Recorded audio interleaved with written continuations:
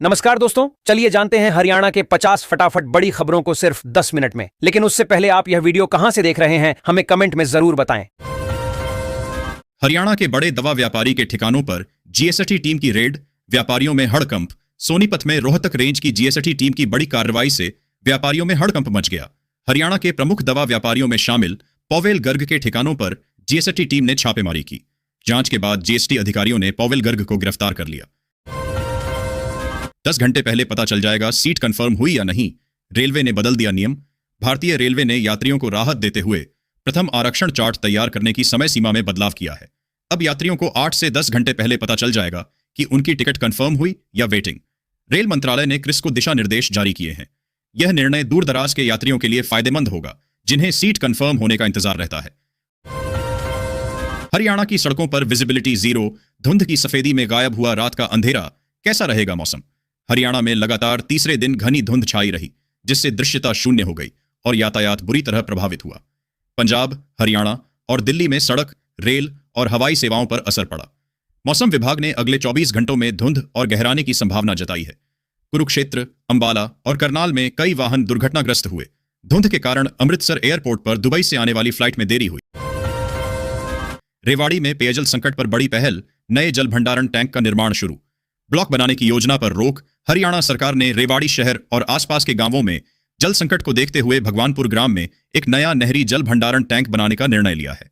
लोक निर्माण मंत्री रणबीर गंगवा ने बताया कि इस परियोजना पर लगभग 26 करोड़ 5 लाख रुपए खर्च होंगे। टेंडर की प्रक्रिया शुरू हो चुकी है और विभाग ने अतिरिक्त जल भंडारण के लिए नई भूमि अधिग्रहण की प्रक्रिया भी शुरू कर दी है। वहीं कोसली को चतुर्थ ब्लॉक का दर्जा नहीं दिया जा सकता। हरियाणा में ई बसों के लिए डिपो तैयार, आने वाली हैं नई बसें। चार्जिंग नेटवर्क मजबूत करेगी सरकार।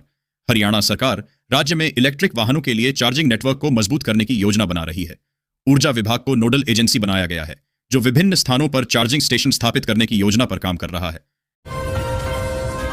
7 साल में 400 सरकारी स्कूल हुए बंद। इनेलो विधायक के सवाल पर क्या बोले शिक्षा मंत्री महिपाल ढांडा?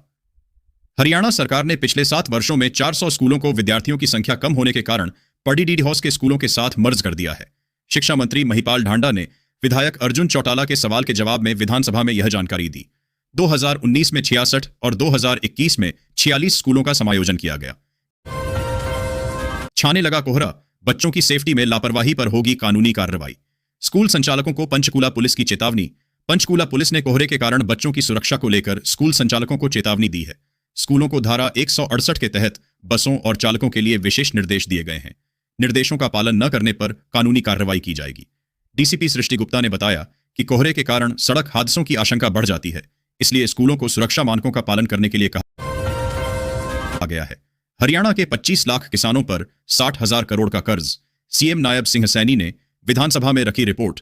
हरियाणा के मुख्यमंत्री नायब सिंह सैनी ने शीतकालीन सत्र के पहले दिन हरियाणा विधानसभा को सूचित किया कि हरियाणा में 25,67,000 से अधिक किसान 60,816 करोड़ का कर्ज है। करोड़ रुपये के कृषि आर्ण के बोझ तले दबे हुए हैं। आईएनएलडी के रानिया विधायक अर्जुन चौटाला के तारांकित प्रश्न का उत्तर देते हुए मुख्यमंत्री ने आंकड़े प्रस्तुत किए। दिन में दिखाई सुस्ती, रात में ताबड़तोड़ रफ्तार से भागी चांदी। कुछ घंटों में 4,700 रुपए महंगी। चांदी की कीमतों में रात को अचानक तेजी देखी गई, जिससे कुछ ही घंटों में यह 4,700 रुपए महंगी हो गई। दिन में सुस्ती के बाद चांदी ने अप्रत्याशित रूप से रफ्तार पकड़ी, जिससे निवेशकों और बाजार के जानकारों का ध्यान आकर्षित हुआ। इस तेजी के कारणों का विश्लेषण किया जा रहा है और बाजार पर इसके प्रभाव को लेकर अटकलें लगाई जा रही हैं। वंदे मातरम पर हरियाणा विधानसभा में हंगामा। कांग्रेस के 10 विधायक को सदन से निकाला। मार्शल संघ हाथापाई की नौबत। हरियाणा विधानसभा में वंदे मातरम को लेकर सत्ता पक्ष और विपक्ष के बीच तीखी बहस हुई। अनिल विज ने कांग्रेस पर जिन्ना के कहने पर वंदे मातरम को तोड़ने का आरोप लगाया, जबकि मुख्यमंत्री नायब सिंह सैनी ने प्रदूषण जैसे मुद्दों को वंदे मातरम से जोड़ने पर आपत्ति जताई। भूपेंद्र सिंह हुड्डा ने कहा कि उनके परिवार का स्वतंत्रता आंदोलन से गहरा नाता रहा है और उन्हें वंदे मातरम सिखाने की जरूरत नहीं है। कांग्रेस के अविश्वास पर भारी पड़ा नायब का आत्मविश्वास। औंधे मुंह गिरा प्रस्ताव। मतदान से पहले सदन से भागे विधायक। हरियाणा विधानसभा में कांग्रेस द्वारा लाए गए अविश्वास प्रस्ताव को मुख्यमंत्री नायब सिंह सैनी ने विफल कर दिया। 4.5 घंटे की बहस के बाद कांग्रेस विधायक सदन से बाहर चले गए। मुख्यमंत्री सैनी ने विपक्ष के आरोपों का तथ्यों और आंकड़ों के साथ जवाब दिया। विपक्ष की अनुपस्थिति में अविश्वास प्रस्ताव को सर्वसम्मति से खारिज कर दिया गया। अरावली की गोद में भारत यात्रा केंद्र बनेगा इको टूरिज्म हब। वन विभाग ने जारी किया टेंडर। गुरुग्राम में अरावली पर्वतमाला की गोद में भारत यात्रा केंद्र को इको टूरिज्म हब के रूप में विकसित किया जाएगा। वन विभाग ने इसके लिए टेंडर जारी कर दिया है। यह परियोजना अरावली क्षेत्र में पर्यटन को बढ़ावा देगी और पर्यावरण संरक्षण में मदद करेगी। इससे स्थानीय लोगों के लिए रोजगार के अवसर भी पैदा होंगे। पंचकूला में स्वदेशी मेला शुरू। देश भर की हस्तशिल्प कला, वस्त्र, खाद्य उत्पाद कर रहे आकर्षित पंचकूला में स्वदेशी मेला शुरू हो गया है, जिसमें विभिन्न राज्यों के कारीगर और उद्यमी अपने स्टॉल लगा रहे हैं। यह मेला स्वदेशी उत्पादों को बढ़ावा देने और स्थानीय व्यवसायों को एक मंच प्रदान करने का एक प्रयास है। मेले में हस्तशिल्प, वस्त्र, खाद्य उत्पाद और अन्य स्वदेशी सामान उपलब्ध हैं, जो लोगों को आकर्षित कर रहे हैं। गुरुग्राम में ईडी की बड़ी कार्रवाई। रामप्रस्थ प्रमोटर्स की 80 करोड़ 3 लाख की संपत्ति कुर्क, खरीदारों को 1100 करोड़ फंसे। गुरुग्राम में ईडी ने Ramprastha promoters and developers private limited की 80.03 करोड़ रुपए की संपत्ति कुर्क की। यह कार्रवाई धन शोधन निवारण अधिनियम के तहत की गई। कंपनी पर घर खरीदारों से 1100 करोड़ रुपए एकत्र करने के बाद भी परियोजनाओं को पूरा न करने और धन को अन्यत्र स्थानांतरित करने का आरोप है। इस मामले में पहले भी 786 करोड़ रुपए की संपत्ति कुर्क की जा चुकी है। नायब सरकार के खिलाफ अविश्वास प्रस्ताव पर चर्चा शुरू। 2 घंटे का समय तय। कैबिनेट मंत्री ने किया विरोध। हरियाणा विधानसभा में नायब सरकार के खिलाफ अविश्वास प्रस्ताव पर चर्चा शुरू हो गई है। कांग्रेस विधायक रघुबीर कादियान समेत 32 विधायकों ने सरकार के खिलाफ प्रस्ताव पेश किया, जिसे स्पीकर हरविंद्र कल्याण ने मंजूर कर लिया। चर्चा के लिए 2 घंटे का समय निर्धारित किया गया है, जिसमें कांग्रेस विधायकों ने सरकार के प्रति अपना विरोध जताया। गुरुग्राम में तैमूर के बर्थडे का शाही सेलिब्रेशन। सैफ अली खान पहुंचे। करीना कपूर खान के आने का इंतजार। अभिनेता सैफ अली खान और करीना कपूर खान अपने बेटे तैमूर अली खान का जन्मदिन पटौदी पैलेस में मनाएंगे। सैफ अली खान पहले ही पहुंच चुके हैं, जबकि करीना कपूर खान शनिवार सुबह बच्चों के साथ पहुंचेंगी। पारिवारिक आयोजन में करण जौहर और अन्य करीबी मित्र शामिल होंगे। पैलेस को सजाया गया है और विशेष व्यवस्था की गई है। तैमूर के लिए विशेष केक दिल्ली से मंगवाया गया है। सैफ और करीना 24 दिसंबर तक पटौदी में ठहरेंगे। काम करने वाली सरकार पर जनता कर रही भरोसा। सीएम सैनी बोले, राज्य में सड़क नेटवर्क से विपक्ष को हो रही परेशानी। हरियाणा के मुख्यमंत्री नायब सिंह सैनी ने कहा कि राज्य सरकार काम करने वाली सरकार है, जिस पर लोग विश्वास करते हैं। उन्होंने विपक्ष पर निशाना साधते हुए कहा कि उन्हें राज्य में सड़क नेटवर्क के सुदृढ़ीकरण से परेशानी हो रही है। सैनी ने बीपीएल कार्डों के मुद्दे पर विपक्ष के आरोपों का जवाब देते हुए कहा कि सरकार ने आय सीमा बढ़ाकर लोगों को स्वयं आवेदन करने का अवसर दिया। उन्होंने वोट चोरी के आरोपों को भी खारिज किया। गाजियाबाद में कोहरे से बचाव की जानकारी देने के लिए पुलिस ने डीएमआई पर लगवाए बोर्ड। गाजियाबाद ट्रैफिक पुलिस ने कोहरे में हो रहे हादसों को रोकने के लिए डीएमआई पर जागरूकता बोर्ड लगवाए हैं। वाहन चालकों के लिए सुझाव और उपयोगी नंबर वाले ये बोर्ड 4 स्थानों पर लगाए गए हैं, जिनमें आईपीएम प्रवेश और निकास, रियान इंटरनेशनल स्कूल के पास और वेदांता फार्म हाउस के पास के क्षेत्र शामिल हैं। हरियाणा में विंटर सेशन के दूसरे दिन की कार्यवाही शुरू। सदन में पेश होंगे 8 विधेयक। हरियाणा विधानसभा के शीतकालीन सत्र के दूसरे दिन की कार्यवाही शुरू हो गई है। सदन में आज 2 बैठकें होंगी, जिसमें प्रश्नकाल में 20 तारांकित सवालों के जवाब दिए जाएंगे। दोपहर बाद कांग्रेस के अविश्वास प्रस्ताव पर चर्चा होगी। आज सदन में हरियाणा श्री माता मनसा देवी मंदिर संशोधन विधेयक समेत कुल 8 विधेयक पारित होंगे। इसके अतिरिक्त 6 अन्य बिल सदन पटल पर रखे जाएंगे। प्रदूषण करने के लिए गुरुग्राम की पहल। वर्ष 2026 में 300 सड़कों को धूल मुक्त बनाने का लक्ष्य। गुरुग्राम में प्रदूषण कम करने के लिए 2026 तक 300 सड़कों को धूल मुक्त करने का लक्ष्य है। इसके अतिरिक्त 3500 किलोमीटर सड़कों की नियमित सफाई की जाएगी। वायु गुणवत्ता में सुधार और प्रदूषण नियंत्रण के लिए नगर निगम गुरुग्राम के आयुक्त प्रदीप दहिया की अध्यक्षता में एक बैठक हुई, जिसमें परिवहन, निर्माण, अपशिष्ट प्रबंधन और जन जागरूकता पर ध्यान केंद्रित किया गया। फरीदाबाद को शिक्षा के क्षेत्र में मिली कई उपलब्धियां, पर अधूरे प्रोजेक्ट्स ने किया मायूस। वर्ष 2025 में फरीदाबाद के शिक्षा क्षेत्र में कई उपलब्धियां रहीं, जैसे NIT 5 के राजकीय कन्या विद्यालय का टॉप 10 स्कूलों में चयन। कुछ छात्रों ने नीट परीक्षा पास की। जेसी बोस विश्वविद्यालय के भवन विस्तार और अन्य परियोजनाओं के अधूरे रहने से निराशा हुई। पंडित जवाहरलाल नेहरू कॉलेज का सरकारी भवन और ITI का नया भवन अभी तक तैयार नहीं हो पाया है। सर्दियों की छुट्टी घोषित। 15 दिन तक सभी स्कूल, कॉलेज और कोचिंग बंद। उत्तर भारत समेत कई राज्यों में सर्दी का असर लगातार बढ़ता जा रहा है। सुबह और रात के समय ठंडी हवाएं, घना कोहरा और गिरता तापमान लोगों की दिनचर्या को प्रभावित कर रहा है। खासकर छोटे बच्चों और छात्रों के लिए सुबह सुबह स्कूल और कोचिंग जाना मुश्किल होता जा रहा था। इसी को ध्यान में रखते हुए शिक्षा विभाग और स्थानीय प्रशासन ने बड़ा फैसला लिया है।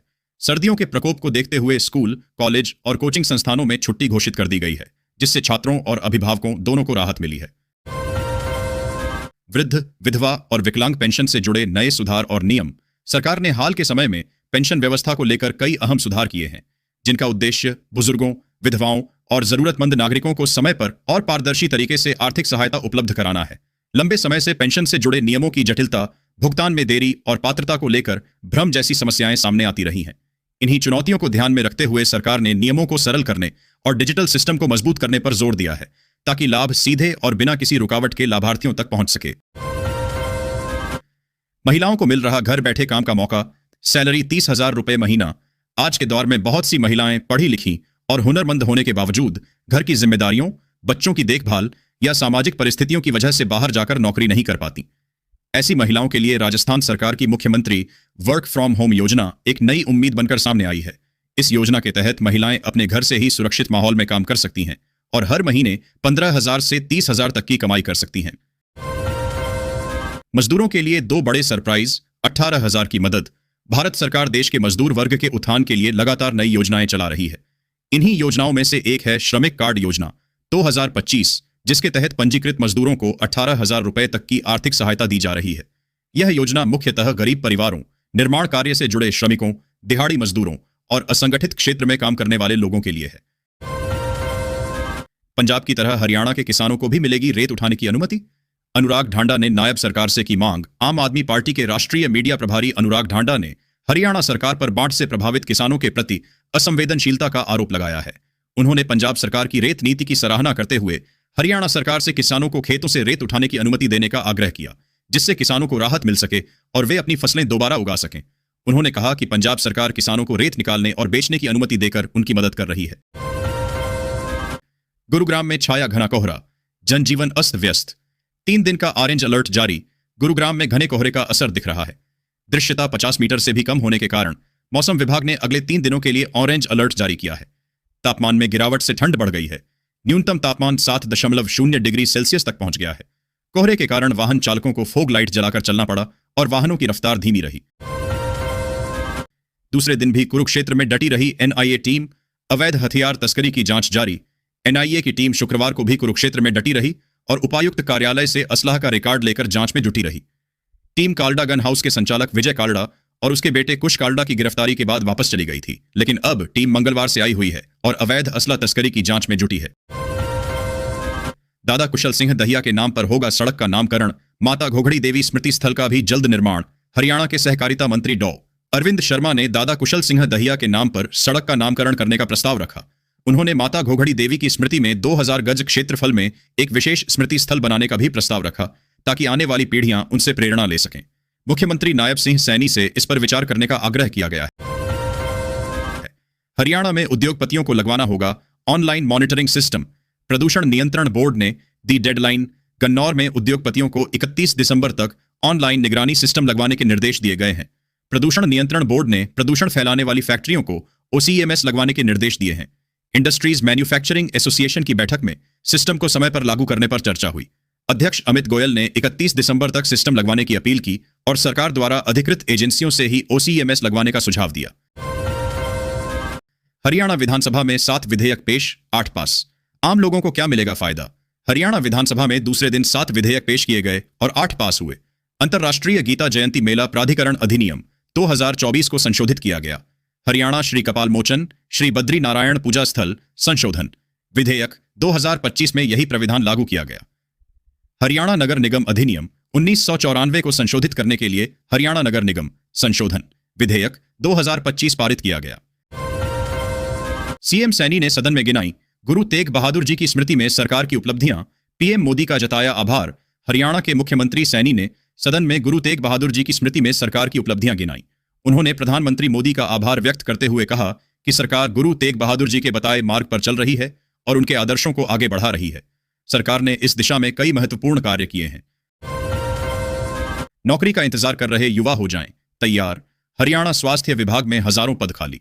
भर्ती के लिए भेजा गया प्रस्ताव। हरियाणा के स्वास्थ्य विभाग में डॉक्टरों और पैरामेडिकल स्टाफ के 5,384 पद खाली हैं।